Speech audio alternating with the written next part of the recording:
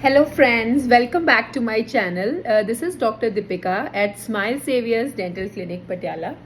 तो चलो आज एक बहुत कॉमन से टॉपिक के बारे में बात करते हैं कि आजकल ना बहुत ज़्यादा कन्फ्यूजन चल रही है कि एक्सट्रैक्शन हम लोग जब करते हैं, दांत निकालते हैं तो इम्प्लांट सबने सुना होगा, तो हम इम्प्लांट करते हैं तो उसके अंदर कुछ लोग हमसे आकर पूछते हैं कि इम्प्लांट जो करते हैं वो हमें एक्सट्रैक्शन के टाइम पे ही करना चाहिए या फिर वेट करके करना चाहिए। तो इसके बारे में आज थोड़ा सा बताऊंगी।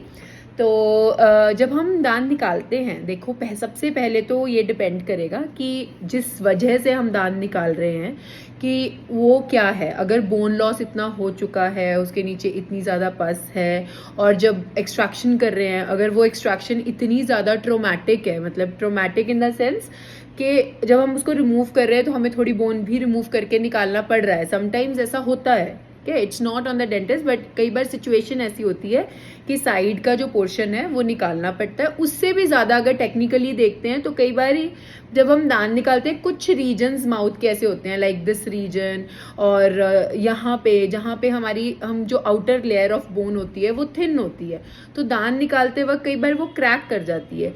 उन केसेस के अंदर तो हम सोच भी नहीं सकते, मतलब ऐसा नहीं है कि आजकल पॉसिबिलिटीज़ नहीं है उसमें भी इम्प्लांट इमीडिएट करने के, ऐसा नहीं है। बट जो अगर यही क्वेश्चन पे बात कर रहे हैं कि करना चाहिए कि नहीं करना चाहिए, तो उन केसेस के अंदर हमें वेट करना चाहिए, उसको हीलिंग होने देना चाहिए 3 to 6 months, और उसके बाद हम वहाँ पे इम्प्लांट कर सकते हैं।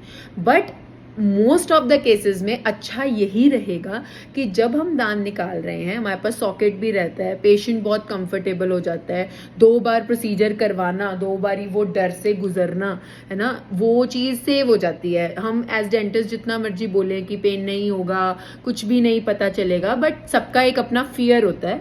तो उस चीज़ से बचने के लिए, ट्वाइस प्रोसीजर करवाने से बचने के लिए, साथ के साथ दूसरा पॉइंट ये है कि ड्रिलिंग जो है वो कम होगी, तो आपकी जो हीलिंग है वो अच्छी होगी। एक बार आप एक्सट्रैक्शन की हीलिंग करवा ही रहे हैं तो उसी वक्त पे जब इम्प्लांट साथ में जाएगा तो एक अच्छी बोन बनेगी और वो आपको अच्छा ही रिजल्ट्स देगा।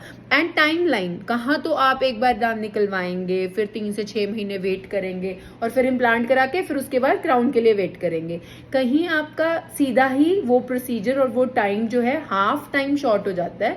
अदरवाइज हमें इम्प्लांट डालने के बाद भी प्राइमरी स्टेबिलिटी तो मिल जाती है, बट ऑस्टियो इंटेग्रेशन एक चीज़ बोलते हैं कि बोन जो है उसके आसपास थिक हो जाए, हार्ड हो जाए, उसके लिए हमें वेट करनी पड़ती है ना। तो वो वेट जो होगी वो आप करेंगे सिर्फ, इस केस में आपका वो 6 months वो भी वेट हो जाएगा, इस केस में आपका वो 1 year तक पहुंच जाएगा। So in most cases it is good अगर आप इम्प्लांट साथ के साथ करते हैं।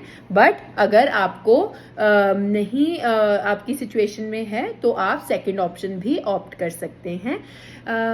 I hope this was informative. Thank you so much. अगर आपको इंफॉर्मेटिव लग रही हैं ये वीडियोस तो हमारा चैनल लाइक करिए, सब्सक्राइब करिए और मैं आपके पास आती रहूँगी ऐसे ही कुछ ना कुछ इन्फॉर्मेशन देने के लिए। Thank you.